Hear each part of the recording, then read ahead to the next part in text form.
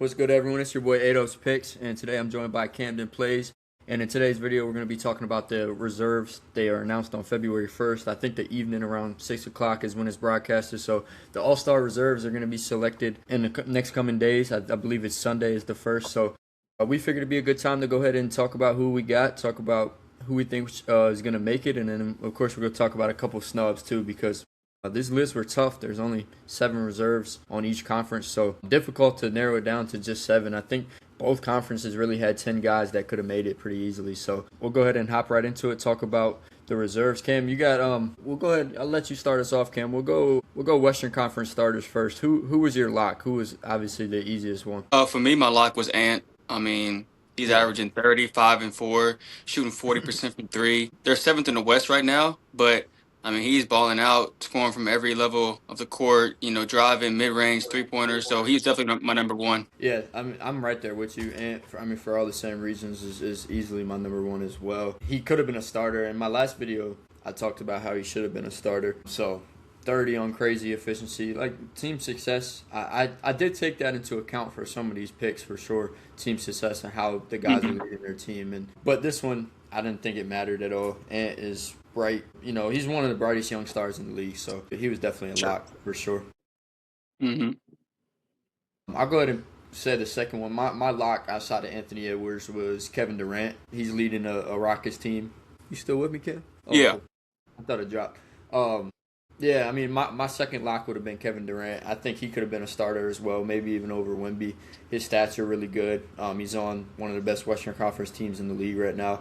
So, uh, still being one of the best scorers in the league, I think Kevin Durant was another lock for me. Did you have Kevin Durant on your list as well, I imagine? yeah, I agree. He's my number two. I mean, you know how KD is, very efficient. Will give you 25 a night, basically. They're fourth in the West, and pretty much every night, when I watch the Rockets, of course, Sengun's doing this thing, but Kevin Durant's pretty much, kind of carrying that team. With no guard plays, KD is Yeah. definitely my number two. Yeah, no, I mean it's perfect. I love what Katie's doing this season with the Rockets. I think they have a real chance. They're still working some things out. Like you said, no guard play, but they have a chance to be a really good team coming down the stretch. So Katie's at the helm of it. He's definitely a lock for an All-Star reserve. Really, after that is where it kind of gets blurry. You can kind of go a bunch of different directions. There's 5 spots left, and there's like 7, 8 guys that could still make it pretty easily. And obviously, they're all not gonna. I'll let you go ahead and pick us off with, I guess, not the locks. I think we had a couple of people on the same list, so if you go somewhere, I'll back you up on it. Who do you think is your third reserve outside of the 2 we just talked about? Jamal Murray, he'll make his first All-Star game. He's been balling this year. I saw his stats, and he was shooting 44% from three, which is crazy. Hmm. But Jamal Murray's been really good this year for the Nuggets. Jokic has been out for a couple weeks now. But they're still, top three in the West. They're like 6 and 4 in the last 10 without Jokic, so that's still pretty good. But I mean, he's scoring the ball really efficiently. Still, 7 assists a night. Yeah. For me, Jamal Murray's my third. Yeah, no, I'm right there with you. I don't think I had him, like, if I had to put a numerical order on him, I don't think I had him as high as 3. But before Jokic went down, I was gonna pick him for his first All Star appearance. He was a borderline selection for me, but once Jokic went down, I think he started averaging like 33 a game over the last month, like 33 a game, 8 assists. Like his numbers jumped, and it's low key wild because the Nuggets are winning the same amount of games as they were without Jokic. And when It's Jokic crazy. is off the floor for them, they're terrible, like when he's Mhm. playing. So for Jamal Murray to be doing what he's doing, over 30 a game, 8 assists, and he's running out there with Jalen Pickett, and like no disrespect to those guys, No, but for sure. it's just, I mean, for him to carry that team, I think I had him as an all star. Over the last month, though, he solidified himself. I'd be shocked if he didn't make it. For sure. I'll go ahead and pivot to the next one. Another guy I think both of us had on our list was Kawhi Leonard. A lot of the reason I went to Kawhi is just because, I mean, he's over the last month, he's averaging close to 33 a game as well. And the Clippers were terrible to start the season. Kawhi was in and out, so we didn't get to really see a full Clippers team. Kawhi's Mhm. back, and they won like 18 of the last 20 years, something crazy. So Kawhi for me, and another reason I feel like Kawhi is a lock, and this doesn't really have to do with play, but it's because it's in LA. The All Star game is in LA, so they need someone to represent them. And James Harden could have been a pick. I didn't get him on my list, but Kawhi, they need a guy, and Kawhi's ultimately who I went to just because of what he's been doing when he's fully healthy.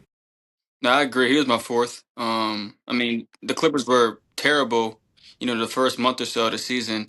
Like you said, in their last 10 games, they're 9-1, and Kawhi Leonard has been balling all year. So efficient. The three ball's been falling. Of course, he's great from the mid range, but yeah, Kawhi's been really good for the Clippers this year, and now they're winning games. Hmm. Yeah, that's important. Exactly. I think team success with Kawhi on the court, fully healthy, is really important. So they turned it around in LA, and it's obviously the All Star game is in LA. So I think Kawhi will definitely make it. He's one of those guys that maybe he didn't play enough or whatever you might want to say, but I think he'll definitely get in for sure. For sure. You got another one? I don't know if I think from here on out we might be different. I don't remember if you had the next guy Um, that I'm thinking of. My Who fifth, would be my next? fifth would be Denny Avia. I mean, they're ninth in the West, so like they don't have a great record, but like I wasn't really expecting a lot from the Blazers this year anyway. But Hmm. Denny, when he has played, he's been very good. Kind of been the engine of that offense, creating for others. Sometimes he can foul bait and get to the line too much, and people don't like that. But I mean, on the year, he's still averaging 26, 7 and 7, shooting like 35% from three. And Denny's just been real good for that team. Like I said, facilitating, driving kick, scoring for Yeah, himself. I mean, he's been out a little bit with a back injury, but for me, I think hmm Denny's fifth. yeah. No, that's yeah. This is where things are going to get a little different. Everybody that I see has Denny on their list, and I think it's well deserved.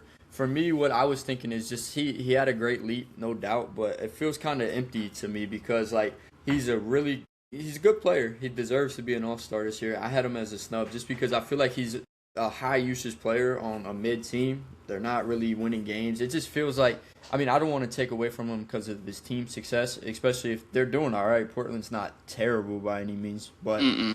I just feel like it's hard to justify such high usage from Denny Avdia over some of these other guys that are on better teams and still producing at a very similar level. So I didn't put Denny. I think he will make it ultimately, but for my picks Mhm. personally, I didn't have him. So who was your fifth guy? Yeah, my fifth guy, I would have went to Devin Booker as my fifth. I think kind of He on was the my flip side, sixth. yeah, he's producing really well, and the Suns are not supposed to be any good. Like I didn't think Mm-mm. the Suns were going to be nearly as good as what they were, and a lot of it comes from Devin Booker. I honestly I thought they'd be a lottery team this year, but with Devin Booker I agree. averaging like 25 and 6, 25 and 7, um, I think he definitely deserves to be an All Star. He's one of those guys that I feel like Book's really never gotten his respect. He's been snubbed before, Hmm. but coming off the Team USA run over the summer, Book's just one of those guys. To me, I look at him as a solidified All Star. So I feel like he deserved to make it based on his performance this season, how well the Suns are doing as a team. No, I agree. I mean, I got Booker as my sixth guy. I wish his three ball was Hmm. falling a little bit better. I think it's like low 30s. But I mean, like you Yeah. said, like going into the season, no one expected the Suns to be a top five team in the West right now. I mean, the Hmm. second best player is Dylan Brooks. Jalen Green's been out pretty much all year. So yeah, I mean, Dylan. I mean, I said Dylan, Devin Booker's a elite scorer. Getting his teammates involved. But yeah, I definitely agree. Booker should be a reserve. Yeah, I think he'll make it as well. He could have been one of those guys that gets snubbed, but he's towards that bottom half of the list for sure. But I think he definitely deserves to make it, especially with how good the Suns are. Let's see, we're on six now, right? 6 and 7 or our last 6 and 7 are our last Yeah, two people. Booker. Yeah, Booker was my sixth. So. Yeah, my six would have been Chet Holmgren. I think obviously I'm a Thunder fan. Okay. This might be a little biased, but I think Chet deserves to make it. Man, he's upwards to 20 a game. He's being really really efficient, and this Thunder team has been banged up. He's been one of the more healthy guys on the squad. So to have him out there on the floor. And they're the best team in the league. I think this Thunder team deserves two All Stars. Obviously, Shea Gilgeous-Alexander is a lock, but another thing that I love from Chet Holmgren is the defensive side of the ball. He's if Wemby keeps missing games for whatever reason, Chet will be the defensive player of the year. So I think what Chet's doing on the defensive game side of the ball, 20 a game on insane efficiency on the best team in basketball, I think he deserves it. And to get another big in there would be pretty cool to see. So Chet Holmgren would be my sixth pick. Yeah, I mean, Chet has been really good this year, but I don't have him as my one of my reserves. Like I said, I have Booker as my sixth guy, and I already said about Booker, he's been really good, and I didn't expect the Yeah, Suns to be, like this. But my seventh guy was Sangoon. Like I said, it was between Chet and Sangoon, but Sangoon, averaging 22 and 9 a night. Of course, OKC got a better record, but the Rockets are still fourth in the West. But yeah, with no guards, Sangoon has to play make a little bit more. So Hmm. get guys more involved, and I feel like Sengun has done that pretty well, and that's why I kind of like had a little you know had him over Chet as the Yeah. seventh guy. No, Sengun was one of my snubs for sure. His numbers look great. What this boiled down to me is just the defensive side of the ball. I think their numbers are similar. Obviously, Sengun averages more assists, a couple Hmm. more rebounds, and more points. What it came down to me for is the defensive side of the ball, and then I also thought about team success here a little bit as well, just based on each team. Like if we picked Sengun, the Rockets would have had two All Stars. If we picked Chet, the Thunder would have had two All Stars. I think the Thunder were more deserving to send two people to the game. So I Sengun was a big snub for me. He was my next guy in if I didn't pick Chet, even though Chet was my sixth and then seven. So let's see, who was your seventh? Who was your last guy that barely made the cut, Cam? Well, like I said, Booker was my sixth, and then Sengun was my seventh. Oh yeah, So my bad. Yeah, Sengun was seven. I yeah. forgot we did So Book. I snubbed LeBron. I mean, I want to see LeBron, go. It's in Yeah, LA. But like I said, I don't know if he's played enough games. Like you said, his stats are pretty good, 22, 6, and 6. yeah. But like I said, I want to see LeBron go, but who knows? But I got Sengun as my seventh guy, and then also I snubbed Julius Randle as well. I was considering Julius Randle, because Ant hasn't played every game, but he's missed some games, and Randle has had to take control of the offense. But like I said, I still slightly took Sengun as my seventh over Randle and LeBron. And Cam said he just snubbed Bron and Randall. Bron was my seventh guy. I don't think the game would be the same without LeBron James. He's the best player of all time, so he's giving you 22, 6, and 6 at 41 years old. We don't know how much Bron we have left. I think just if you weren't going to put him in off of what he's done this year and how many games he's played or how many games he hasn't played, I think just based off legacy, LeBron needs to be that seventh guy. It sucks for some of these other people that are younger in their careers and need this, but there's no contract incentives anymore for making the All Star game, for being a starter. You don't get paid more down the line, so it is what it is. I think when he's been on the floor, he's been amazing, and everything he's done in his career leads to him deserving this seventh spot. So I would give it to That's fair. Bron. That leaves me. I kind of talked about two of the people I snubbed already, Denny and Alp. I think they're both great, both well deserving, and if either one of them makes it, I won't be surprised. My other two snubs that I had on my list were James Harden and Lauri Markkinen. Lauri's Mm, been injured; he hasn't played as much. If he would have kept up his same, impact that he had at the beginning of the season, he would have been on the list. I think he could have made it for sure, especially if we're going World versus USA and we need more World guys. I think Lauri could have been a shoe in for sure, but Utah is not competitive. Lauri's not really playing, so this is what it is. He got snubbed. And then James Harden, I feel like he's done enough to maybe possibly make it, but the LA thing isn't good enough to send two people. We're gonna get Kawhi in there, and I just feel like Harden's not dominating as much as he needs to in order to lead that Clippers team. It's Kawhi's team, and it's fully apparent when he's healthy. So I guess my four snubs, and I would not be surprised if any four of them made it, would be Denny, Alp, Harden, and Lord. okay. Yeah. So that leaves us with the West. That's a tough one, man. Like we talked about, there's 10 or so guys that could easily make it. So people are going to get left out. But it's the same in the East, actually. I kind of had a harder time picking the East reserves. Cam, what did you think about trying to pick these East reserves? Did you have a harder time with this or the West? I would say with the East for sure. I mean, I feel like the top guys were basically locks, but like the guys, 6, 7, well, 5, 6, 7, that was tough. I left some good players out that I think I deserved to be an All Star. It's only 7 spots, but yeah, the East was definitely tough in the bottom. Yeah, yeah. I mean, there's a lot of like it's not any like top end heavy talent over in the East, but there's a lot of guys that are solid, doing what they need to do. So we got a bunch of snubs. I got one that I can't believe that I didn't get him on the list, but it is what it is.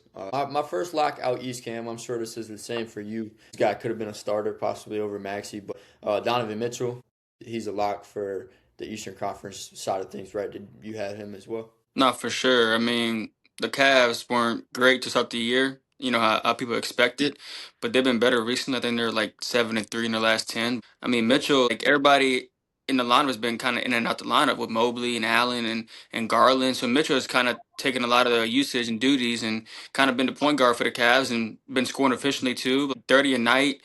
Mitchell's definitely a lock my number one. Yeah, he was a lock for me too. I really only had one other lock here, and I think you probably had this guy on your list as well. Mine was breakout star Jalen Johnson. He's obviously slowed down a little bit, but Jalen Johnson was on my list. Did you have him as well? Yeah, he wasn't one of my locks, but he was definitely on the list. He was my number four. So. Okay, number four. I But yeah, got you. Jalen Johnson's been real good. I mean, all year with Trey Young, without Trey Young. I mean, he was pretty much putting up triple doubles almost every night for a few weeks. I think averaging like 23, 10 and 8, 10 and 8 or something. Yeah, The Hawks they don't have a lot of talent around him, but he's definitely took that step and he's done everything on the floor. yeah, he's been a fun person to watch. I mean, for Jalen Johnson to come out and take that playmaking role is what really surprised me a lot. I knew he could get rebounds and I knew he could put the ball in the hoop. For him to take that playmaking jump without Trey Young and kind of be an offensive engine for a Hawks team was really, really surprising. So seeing him take that jump and just be a wing who can do everything. And his three ball even, he's taking more threes this year too, which is another thing that I didn't expect him to develop so quickly. So he can do everything. He's a modern forward in the league, and I had him as my second. So little discrepancy there, but nonetheless, he's in there. I think the voters or the coaches will ultimately pick Jalen Johnson for the same reasons we just said. For sure. Number three out east was Scotty Barnes. Did you have Scotty Barnes as well, or? So Mitchell was my number one, of course, and then Scotty was my two, and then Jalen Okay. Duren was my three. So Scotty Barnes, I mean, I thought they had talent with Ingram, trading for Ingram, and Mhm. Scotty's been one of the best two ways in the league with his defensive prowess and just playmaking and scoring. But I mean, they're fourth in the East. Like I didn't expect that from the Raptors. So they're winning games. He's playing elite defense every night.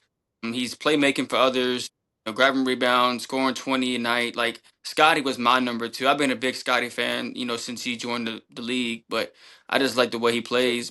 Scotty was my number two. Yeah, yeah, I had him right there at three with you. So, I mean, he does everything. He can guard one through five. Just ultimately, he's leading that Raptors team to be a good team somehow, some way.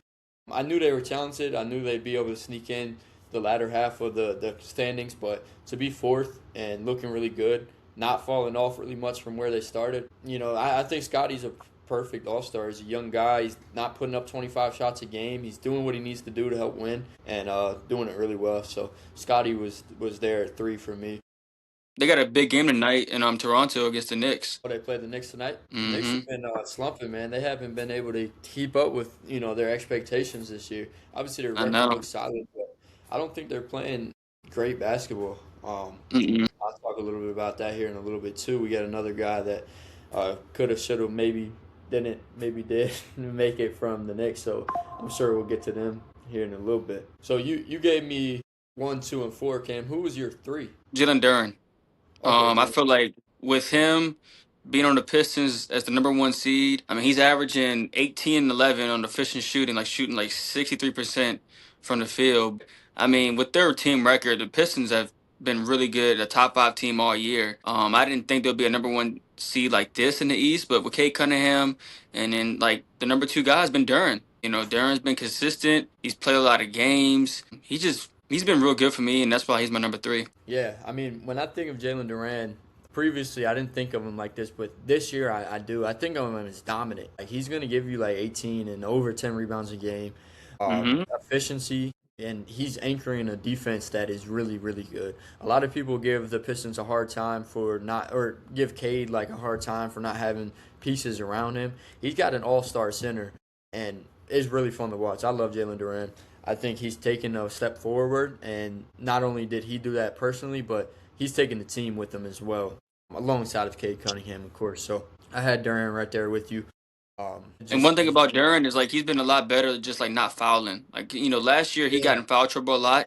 And I feel like this year he's not fouling as much. There was games last year where like he would have three, fouls in the first 10 minutes and he got to sit the rest of the half and that yeah. ruins the chemistry and the rotation. So with him doing that and him being efficient and them being number one seed in the East, he's definitely a no brainer. Yeah, exactly. Yeah, I think he's a no-brainer as well. So one through four, we had the same four guys. They just mix around a little bit, which is right on the money. I think those four, not necessarily a lock outside of Mitchell, but those four will be in the All-Star game. I guess if it was up to us. Who was your number five? Once we start to get towards this bottom half of the list, 5, 6, 7, we start to talk about who couldn't have been here or who maybe I have on my list, who you don't have on yours. Go ahead and give me your five, Cam. Who'd you have at five? This was tough, but I went Norman Powell on the Heat. Okay, I feel like okay. he's been the most consistent, guy on the Heat. The Heat haven't been great. They kind of been 500 all year. They win three and then lose two, whatever, whatever. I mean, Norman Powell's giving you 23 a night, 40%, from three, 48 from the field. I just feel like he's been the most consistent, Heat guy. With Tyler Hero out, battling injuries and stuff like that. So I gave my fifth spot to Norman Powell. Yeah, no, I'm right there with you. I had him at five as well.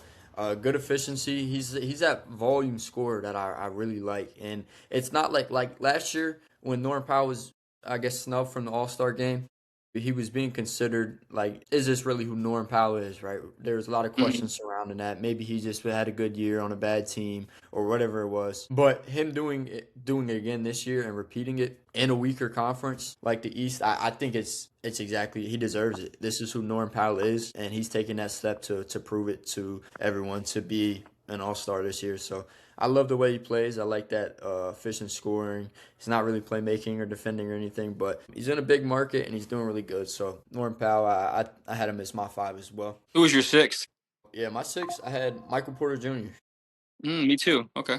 Sweet. So yeah, we're right on the money with all of it now. Michael Porter Jr. I had him. I mean, he's on a terrible team, so he's kind of like that Denny for me. But I had to sneak him in here. He's 6'10" and spacing the floor like crazy, and he's quietly becoming more than just that shooter that we saw with Denver. Right? He's that offensive engine over in Brooklyn. So when he's efficient, he's looking like one of the most dangerous scorers in the league. And Michael Porter Jordan, I mean, he's taking that step. He was just traded for Cam Johnson from Denver as an upgrade, and we see how that worked out. We get to see MPJ come over and be that, start like that star player for a team, and he's definitely deserving of an All Star game. Yeah, 25 a night on 40% shooting from three and then, almost 50% from the field. Like that's real Hmm. efficiency. Cam Thomas has been in and out the lineup. So it's just Yeah, been him. A lot of defenses got to focus on MPJ and he's still, putting up big numbers. And, the real mhm. question is, does he get traded, before the deadline? We'll see. But yeah, he was definitely my sixth guy. Yeah, I think he definitely. I mean, he's done what he needs to do get a trade. And Brooklyn isn't doing anything with him, so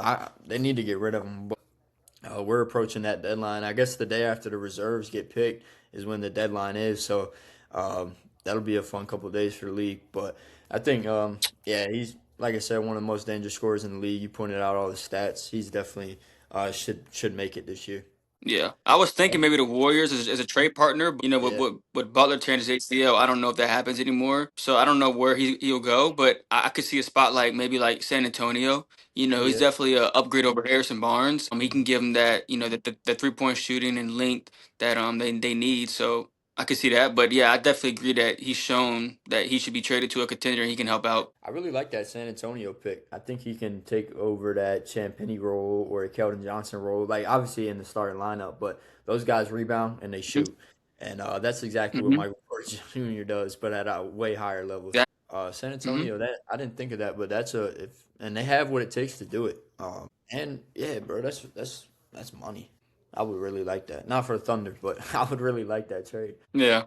So we're on seven now, right? Is that right? Yeah. The last spot. Seven, yeah. My seven, my last one that I had to sneak in here was Josh Giddey. He started the year off, Mm, and he's been when he's on the court, he's been in and out of lineup, a little bit of minute restrictions here and there, but 29 and 9, you're mm, automatically in the All Star game. I feel like so, or at least the conversation. So with almost a triple double a night, the production he has, and he's helping the Bulls win games. I really like the way he plays. He's just overall one of those unique guards that I think it would be cool to see in the game, the All Star game. And he's been productive enough to do it. Did you have Giddy as your seven or no? You see, I would have had Giddy if he didn't miss the last like 2 weeks with his hamstring injury. But with him being out, these last couple of games, I went with Cat barely. The Knicks haven't been great, but I mean, they're still a top three team in the East. And he's giving you 21 and 11 a night, shooting 37% from three. But yeah, if Giddy was healthy pretty much the whole year and played the same amount of games as Cat, I would have gave the nod to Giddy because of course he's having a better stat season. Yeah. He was out for those 2 weeks with a hamstring injury, and Cat and the Knicks are still reliable and third in the East, and he's still putting up good numbers. So I gave him the notch over Giddy. Yeah, I mean that makes sense, and that was my first snub off the list. If I was gonna make a swap, it would be Cat for Giddy. But ultimately, I didn't include Cat in the All Star game. I feel like his numbers are there, but are they really like impactful? Like, is he making that much of a difference on the Knicks? It's hard for me to tell sometimes when I watch the games. He still does that shit where he fouls, like, and he's out of the game. Like the other night, I had him for 2 threes. He played 15 minutes, fouled out.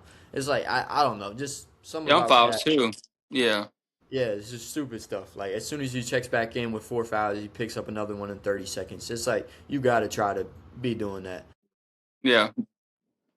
It's just I don't know. He's the second best player on the team, but sometimes it just feels empty. And New York is not prone to just trading away people and making moves. And I could see a Cat move not before the deadline, but if it doesn't work out for them the rest of the season, I could see Cat getting out of there. So I don't know. It was a close one before Cat and Giddy. I think the coaches will select Cat to make it over Giddy for mainly what you said. The the last 2 weeks or so. But that's what snubs are, man. It's all about some people aren't gonna make it. So who was your first snub? I guess outside of Josh Giddey, if you had another one over Giddey or whatnot. I mean, Desmond Bain or Bam Adebayo, either those two. But I just saw too Hmm. many flaws. Like the Magic, I really expected a lot of things from them this year, and for some reason, Paulo hasn't been the guy that I thought he would be. I thought Paulo would be like a top 15 Yeah. guy in the league, just taken over. Franz has been out, so Bane has pretty much been the most consistent Magic. Like I said, I expected more from the Magic, and he's been cool, but the record really isn't that. And then Bam, like I expected kind of more from the Heat, but there's some nights where Bam will always bring defense, but there's some nights where he will only score 8 points, 10 points, and Yeah. he's not really that consistent, scoring the ball. And then I had Siakam. He's had a good season, but the Pacers they're tanking.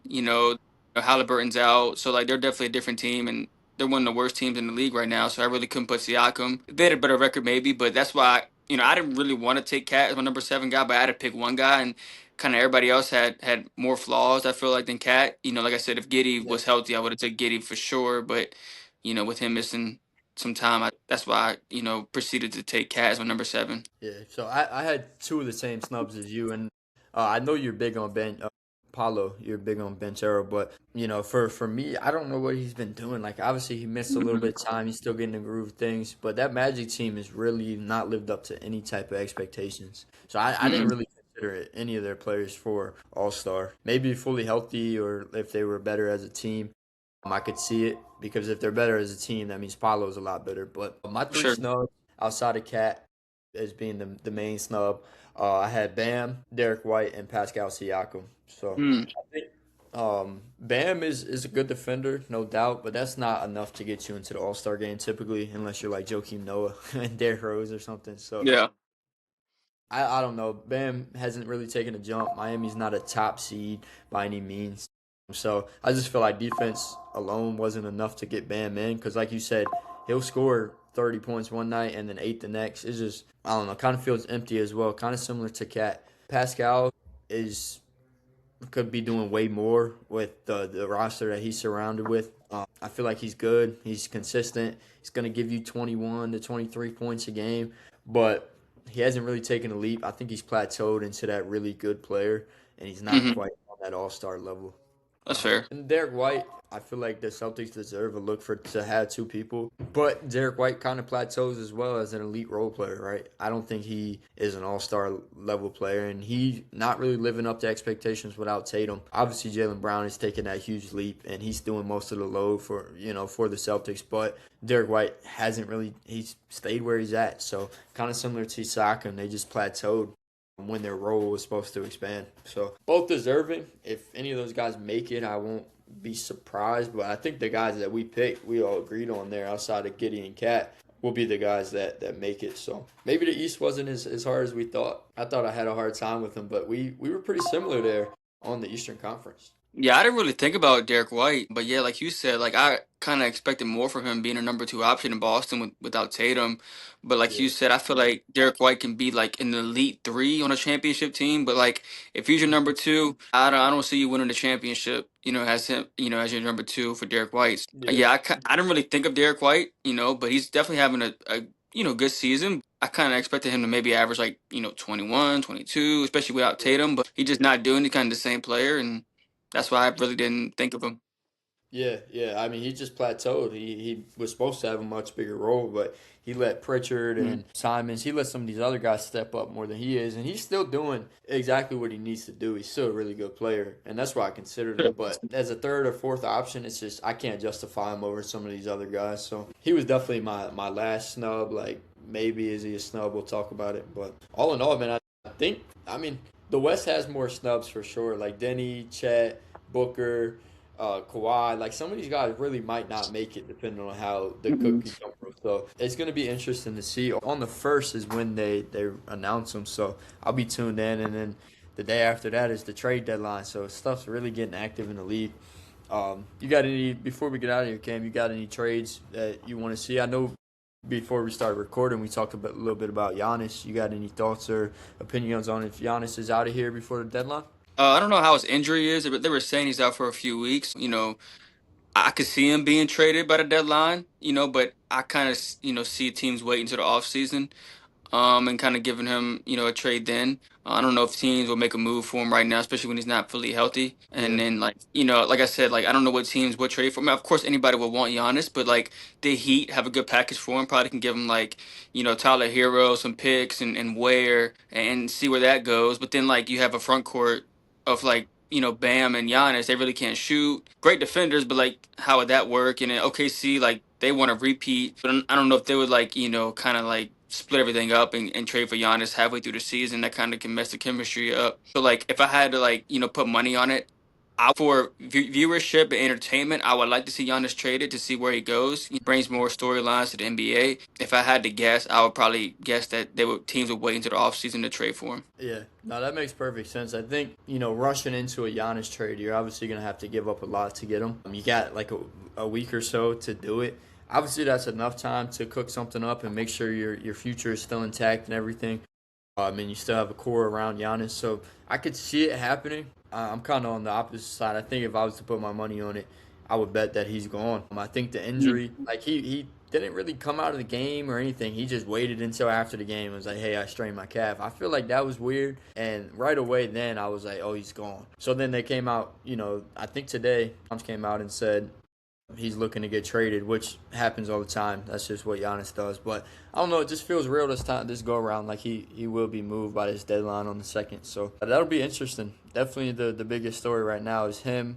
Ja, there's another trade I candidate. mean, there was Anthony Davis, but I don't know what Oh, that AD. anymore. Yeah, I I don't. would like to see AD get moved because I don't really see the Mavs doing anything. I don't know when Kyrie's coming back, and I mean, I don't really know. I mean, I would like to see maybe the Toronto Raptors or the Atlanta Hawks make a move for AD, but I don't know how much that would take. Yeah, I was thinking the Warriors, like if Butler was healthy still, because the Warriors were looking pretty good with Butler before he got hurt, but like if they would have made a trade for like AD, traded like some pieces and got like Butler, AD, and stuff, that would have been interesting. I yeah, don't know if I see AD being moved anymore. With me being a Lakers guy, I feel like the Lakers need to make. I don't think they'll make a big move, but they might make like a small move, like a wing or yeah, something like that. But I don't really see the Lakers going all in. This offseason, I think they're gonna wait until the. I mean, this trade deadline, I don't see them, going crazy. yeah. No, they need to do something over there in LA. Stop, get some defense alongside of Luca. Get them some help because I mean they're still fifth in the West. I think they're fifth in the West right now as it stands. So I mean they have a chance. They're not. I like to hate on them. I like to give y'all a hard time over the Lakers, but ultimately they're not that bad. They just need to figure it out, and I think that's what they're working on.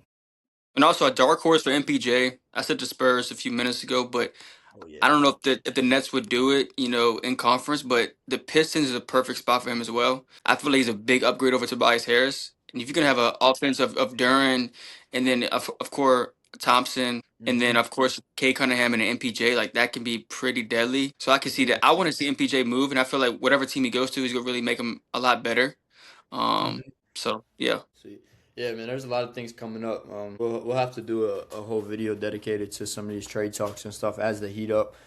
We'll probably do a deadline recap too, so y'all make sure to tune in for that. But that's all we got for today. If y'all have any All Star reserves or people we missed, things that we should have changed, let us know down below in the comments, and we'll talk about it. We'll chat about it. See what we could have done different. I think we nailed them though. It'll be interesting to see what happens on this upcoming Sunday when they announce them. As always, Cam, I appreciate you joining us, bro.